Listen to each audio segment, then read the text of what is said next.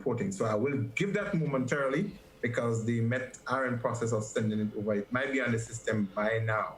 But from what the information that we have, there is further weakening of the system, but there are some threat that would still exist with it. Those specifics we can talk about later. But what I can tell you, though, and I'm trusting my sources, because my source is your source as well.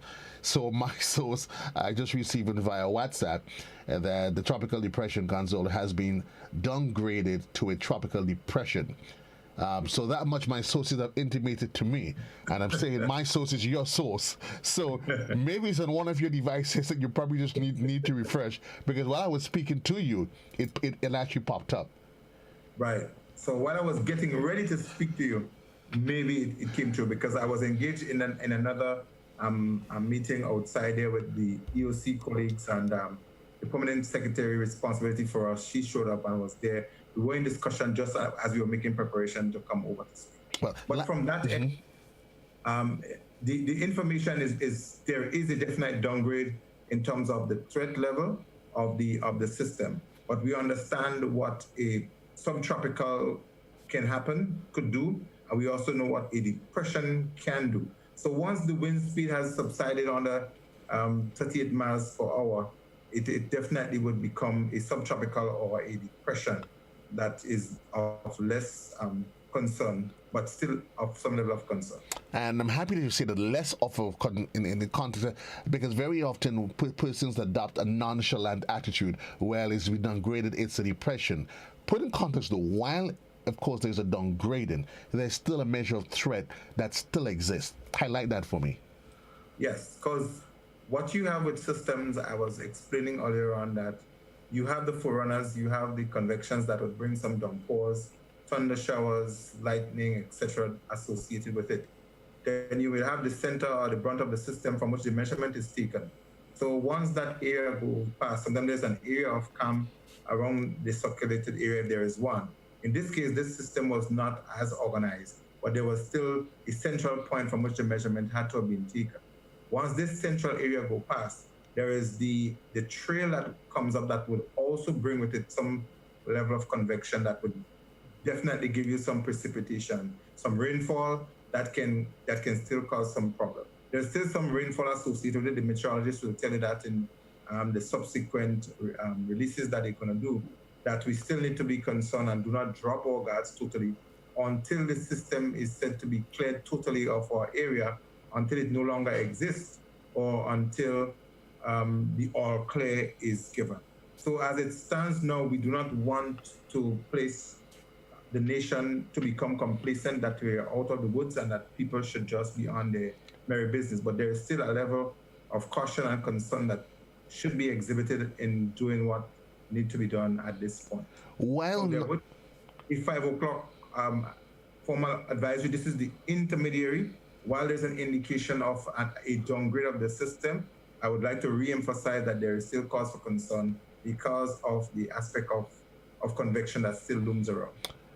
While we do not have the absence of the official coordinates, from your experience, Mr. McIntyre, this period, while it's downgraded, talk to us about what can be possibly experienced. And there are cases where these systems, they downgraded, and then a couple hours pass, and then you hear change of direction, picking up, they start changing direction, speed. Is it possible? And not for the context of scaring anybody, but for ensuring that people remains in the right frame of mind and not letting the guard down. Well, yeah, sometimes you would see some non-conventional move of these systems, but to be able to trust the advice of the experts. And usually the predictions are very, very accurate, or as close to accurate as they can be. And from all indication that this one is likely to die over the southern Caribbean seas. So that's what the indications are. So it would be very, very unusual for it to regenerate soon after. It is not an impossible situation that can happen, but I think what should be of more concern is what still exists with the remainder of it. that it could still bring some level of rain.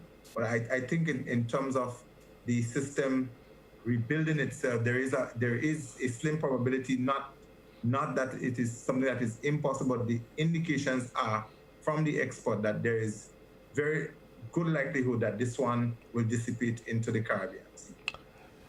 Looking ahead, Sylvan, we have Hannah that's heading towards Texas. Is expected, if not having made landfall already. And there is Douglas that is out there, not of any consequence to us.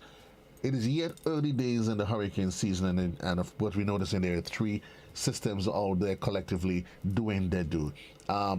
Put in perspective for us the expectations for the 2020 season, because COVID is not going to stop the storms at all.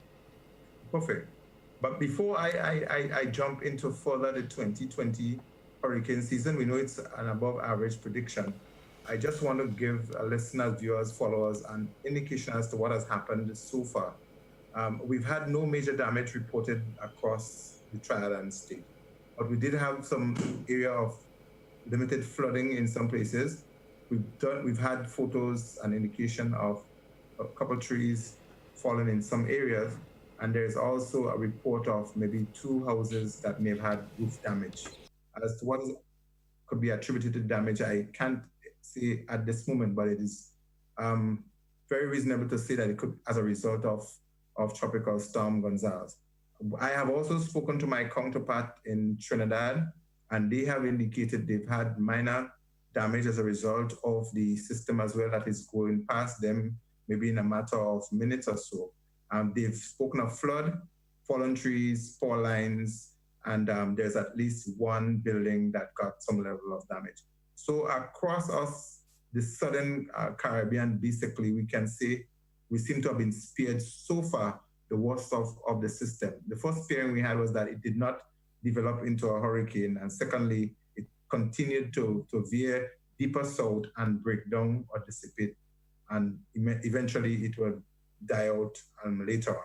But as we focus into the 2020 hurricane season, I would hope that the nation would treat this as an exercise for possibly different things to come. Hopefully they won't, but we have a lot to learn from this. Every situation presents a different level of challenge. None of these systems have been the same, and we have already taken notice of some of the things we could do differently.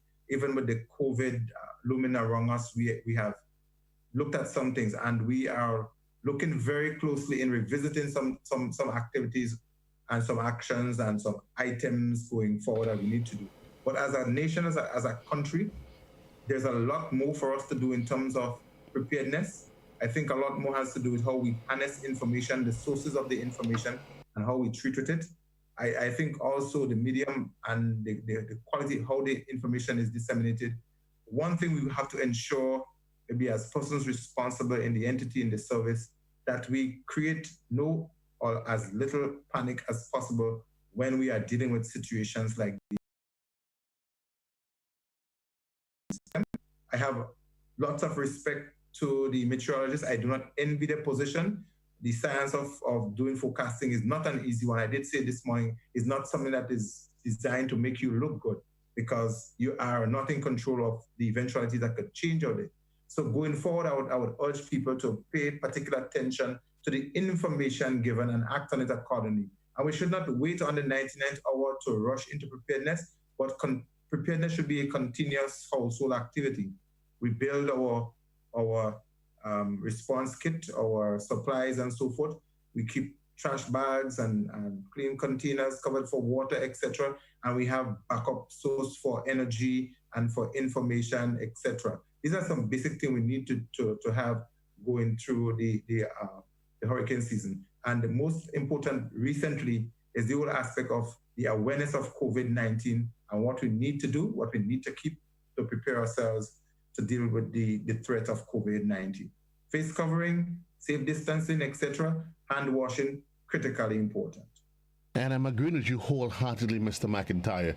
And the reality is that each hurricane season, each storm would present its own unique challenges. However, though, there's still some lingering concerns in different circles regarding the question of the shelters. Yeah. Is it? And I have my own. I mean, and it's a question that continues to be asked. The persons are asking. Here we are. Of course, you've had the dissipation of the storm. But here, the question of the timely release of the shelters seem to have been a challenge this year. I would not say that. Personally, if you ask me, I would prefer that we not channel ourselves into hurricane shelters, but to channel our minds and our structure around emergency shelters. Shelters should be a year-round activity. It should be year-round ready. And I'm hoping that culturally we could be developed into that mode that shelters will be there and they should be there. Ministry of Education has sole responsibility for a shelter management system, but everyone has a responsibility to ensure, first and foremost, that your house or your facility or something close by you, you would design it or look on it or prepare to shelter yourselves. The system that we're operating on would produce some levels of challenge in dissemination or having certain things met by particular times. I can give the reassurance to the general public that if we had to have used shelters, that facilities are available to be used. There is obviously a process that we have to follow, a procedure that we have to do. And when the document goes to cabinet cannot, even if people may say cabinet just need to look at it and just say, go ahead. They just can't do that. It has policy implication. It has policy directives that need to come from it. The government will have to ensure that the limitations identified, because the shelter inspection report shows some limitations, shows what needs to be adjusted, and cabinet will need to give a conclusion as to what actions that need to be taken so that it can be implemented. So it is not just cabinet look at a document, rubber stamp it and send it forward. While yes, it should have been done early enough so that they can go through it in time, COVID-19 produced a lot of the challenge responsible for the later submission of it. There's no excuse for it, but what I can say is that the process of having shelter available were ready. The inspection period was completed before a hurricane threat ever existed. And I want to say as well that if an emergency occurred requiring particular shelter, there were facilities available that could have been used for people to be housed. So I understand the anxiety and people's concern. Is the hurricane season. It's how we are cultured, is what we are used to. I understand it. And we are trying our best to satisfy that kind of expectation. But if we have to channel and work differently, they should be considered emergency shelters. And we would want people to be reassured that if something happened at any time, that shelters would be there to accommodate them, and not just when the hurricane season comes in, that we are rushing and scrambling to make facilities ready. I am hoping that I'm doing justice to make people understand that the seeming bureaucracy was not that facilities were not available. Even if cabinet did not sign off or has not signed off at a particular time when a shelter should be made available, the important thing is the structural integrity, the safety of the facilities, and for the person going into it, we have to first satisfy ourselves. The persons that inspected them had to have given certain levels of satisfaction based on their own area of expertise to first and foremost qualify it as a shelter. All right? So I am hoping that people understand that it was not a matter of the list is really late and so shelters were not there. And this was a situation where we had to play a balance between getting people to be assembled when they don't necessarily need to, and the inconvenience of having to do the distancing and to have to stay together in a group for a long, long time, which produced another challenge of us breaching the COVID protocol. We've had a scare in terms of whether or not there could be a community spread. We are still not out of the woods where that is concerned. So we just want to be mindful. Even if there is no active case of COVID-19 on island, we don't know if there could have been a slip through in the crack.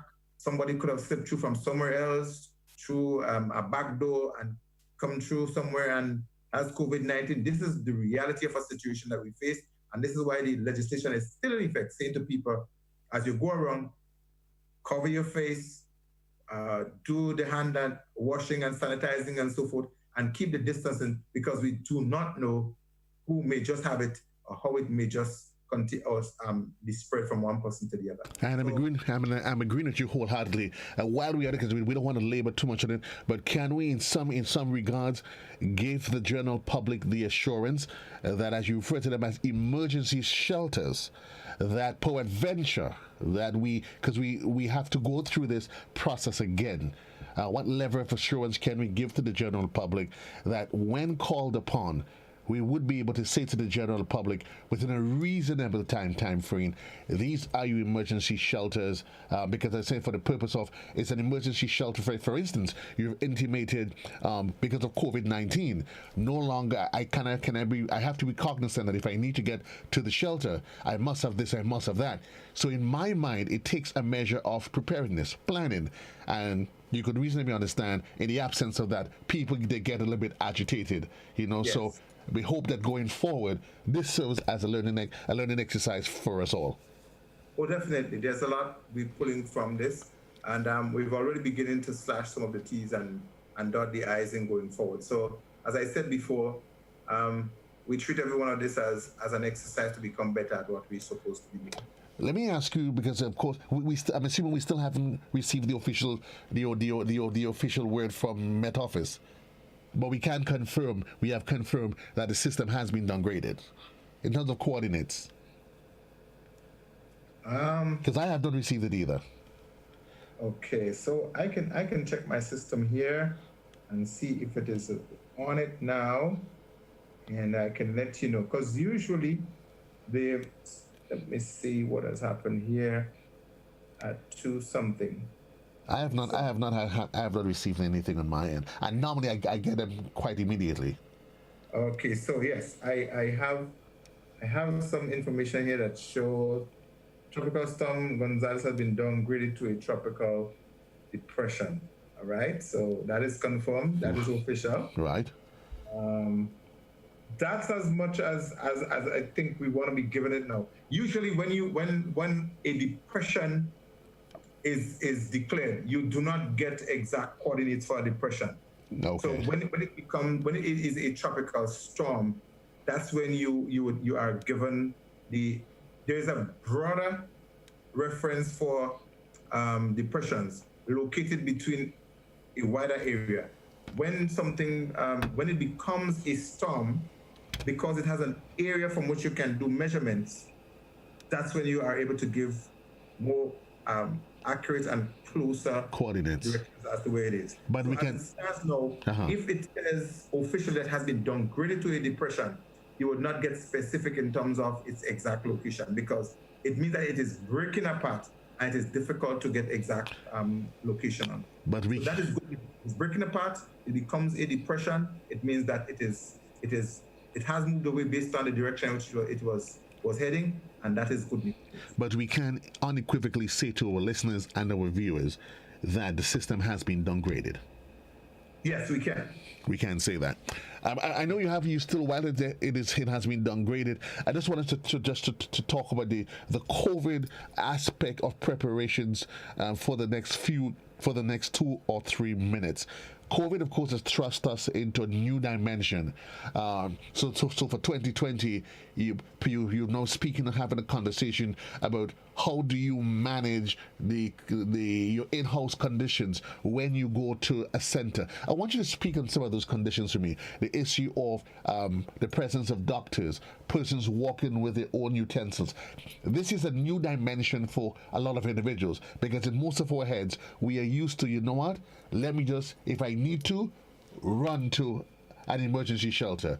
But for 2020 and possibly be going forward, those dynamics have certainly changed quite a bit. Yeah.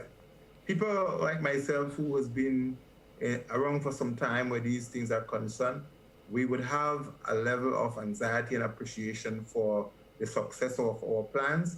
And so we would have loved if something had gone on for us to test the system Unfortunately, that did not happen. We only had the testing through exercises created and so forth.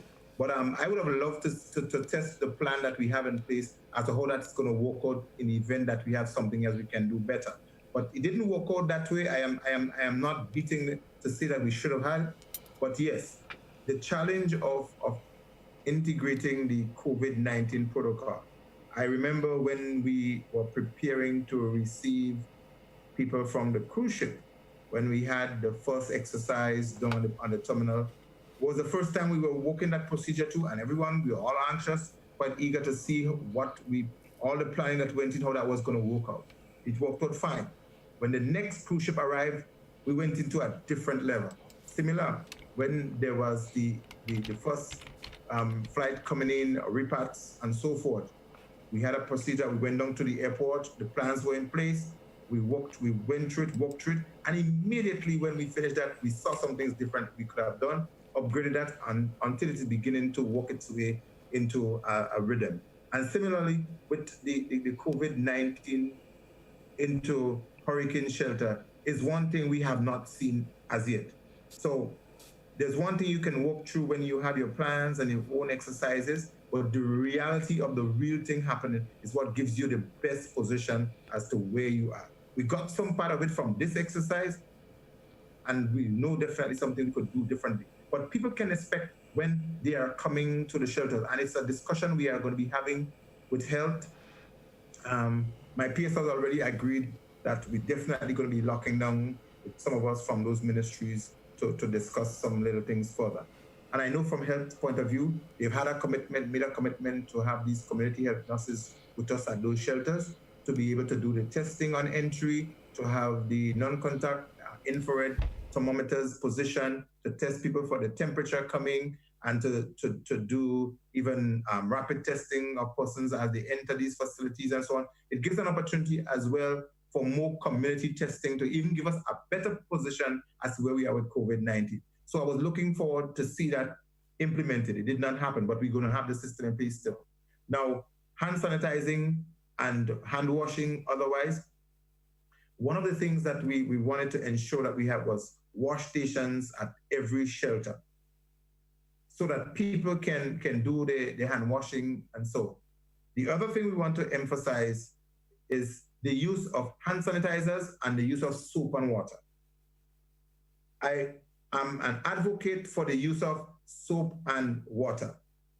The traditional means, a lot of traditional things have been working for us. And if you ask the average medical practitioner, they will tell you that hand washing with soap and water is much more effective than even some of the other things that can be used. Some people have been reporting allergic reaction and otherwise some of the substances they have been using. They do have their place, they can be used, but they should be used as a backup to the soap and water that we should be using. So personally, I would definitely drive having those stations with soap and water and having hand sanitizers definitely that we can also use in between. So the people who are coming to these shelters, if you can bring your own hand sanitizers that you have, that's perfect. What we want to ensure that we have, I know that we have some as well, because I saw them, and the wash stations, they are going to be there. Some of them have been there to ensure that people oncoming, that they can do that. The places where some have not been already installed is some of which we are going to be walking through. And I'm saying this because even if proper wash stations are not established, but taps with sinks and hoses and so forth are organized, put in place in the event that you have to move people really quickly to avoid the queuing up and so forth. So even if we have to have people in a line in a basin doing hand sanitizing, and you have to have somebody holding a hose with soap and water for people to be washing their hands, so be it. I mean, it was going to be an exciting exercise to see just the whole COVID thing, how it is integrated in that process. But it's a serious thing. It has given us the challenge. And in terms of now, there was 3 feet for persons sleeping in shelters before. That was a standard thing. We've gone to the 6 feet, and we're hoping that the 3 feet could become a standard thing again. Can I assume, though, that for 2020, it would have therefore required you to have more locations qualified as emergency centers?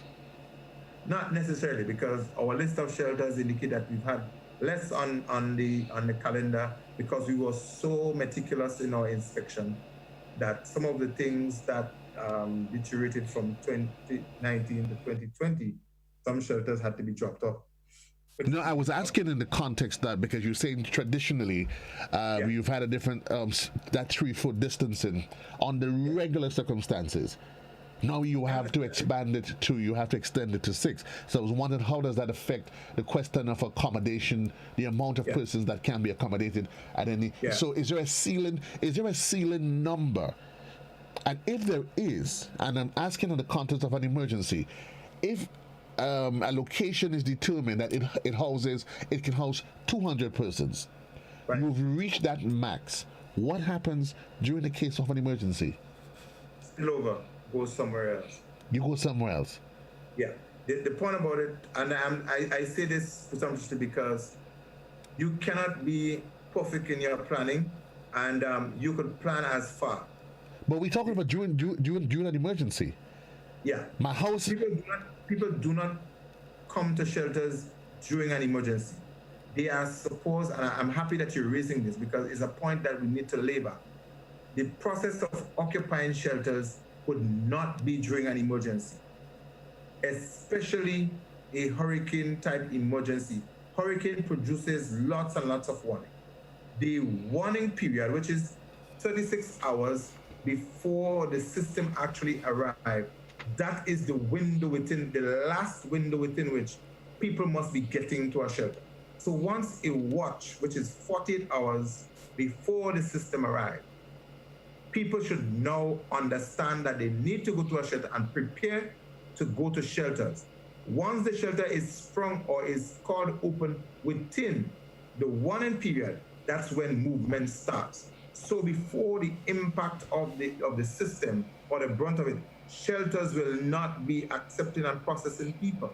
People will not be on the outside while wind and rain and thunder is undertaken. So there will be a particular time when the process will conclude. And this is why we will appeal to people. You try to get to shelters at the earliest time once they are declared open. So it's not a matter of when the shelter full and the breeze start blowing, we try to run with people here and there. That should not happen.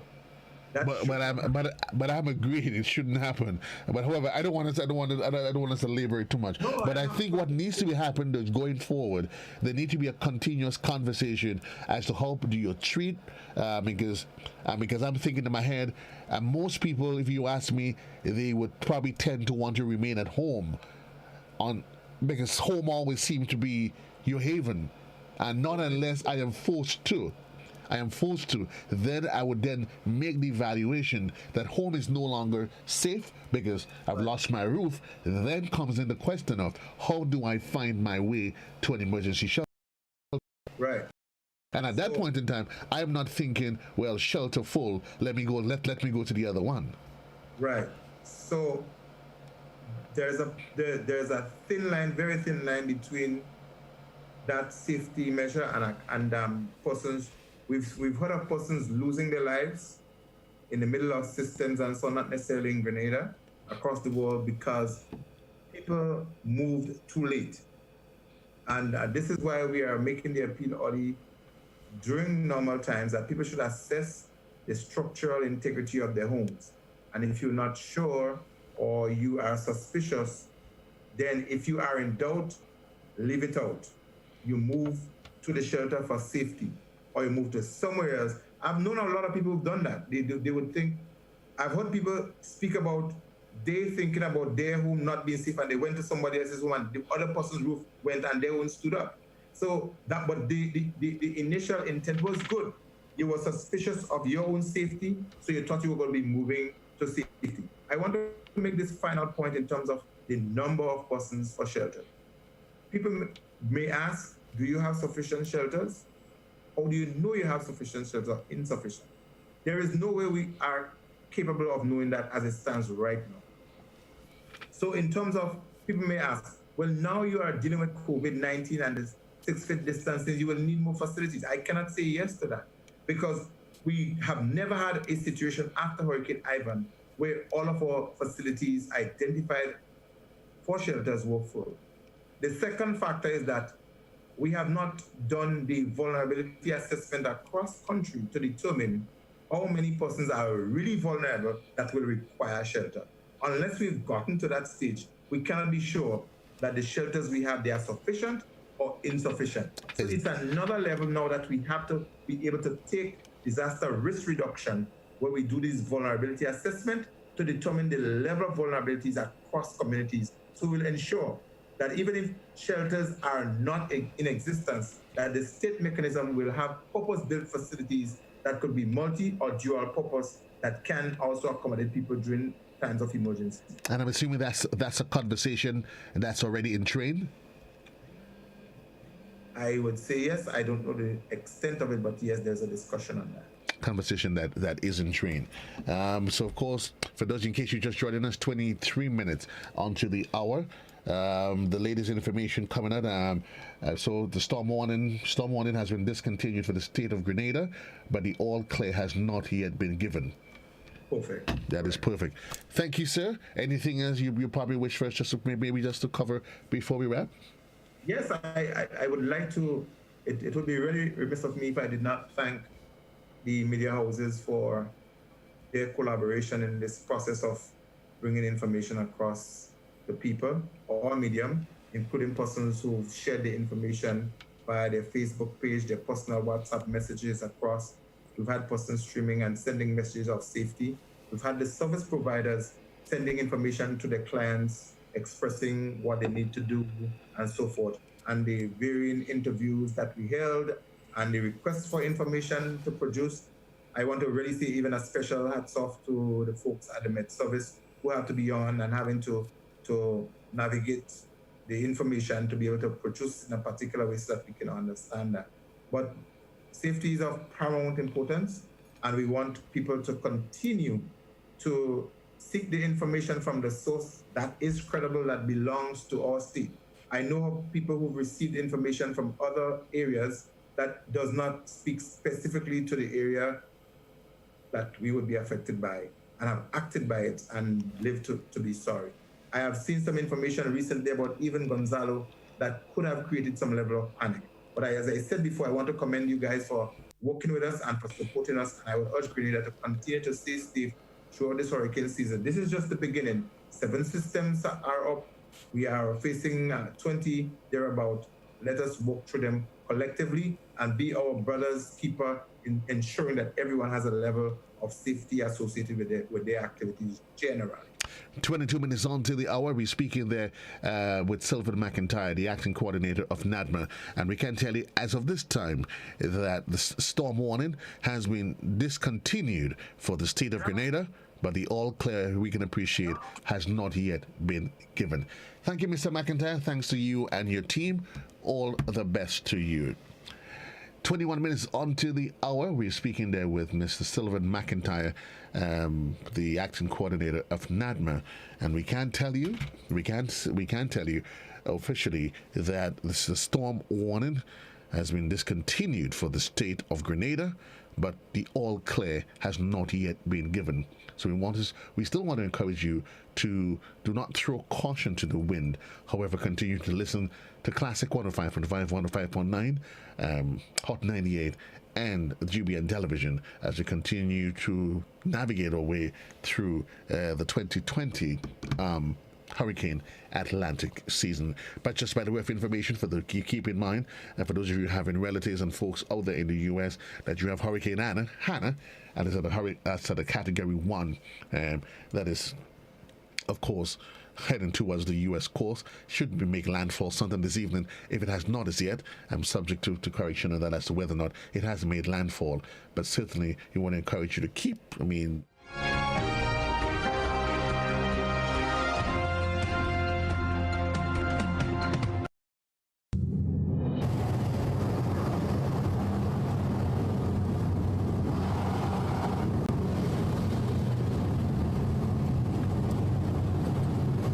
making our approach to Guelph,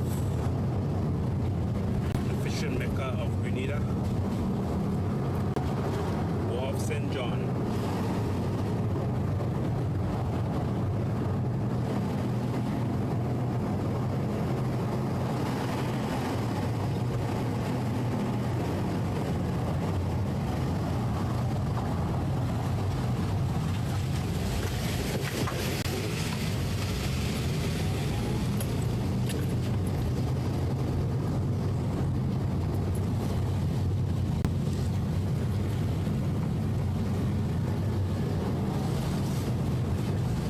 Welcome to Guelph, St. John.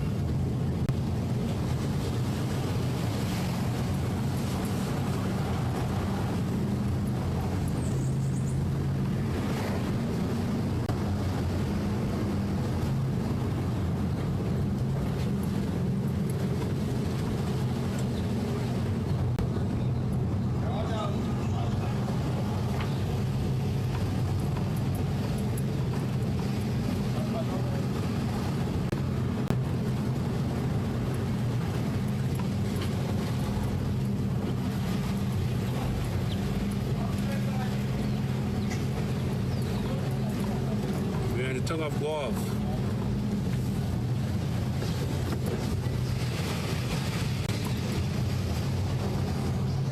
Known as the fishing mecca of Grenada.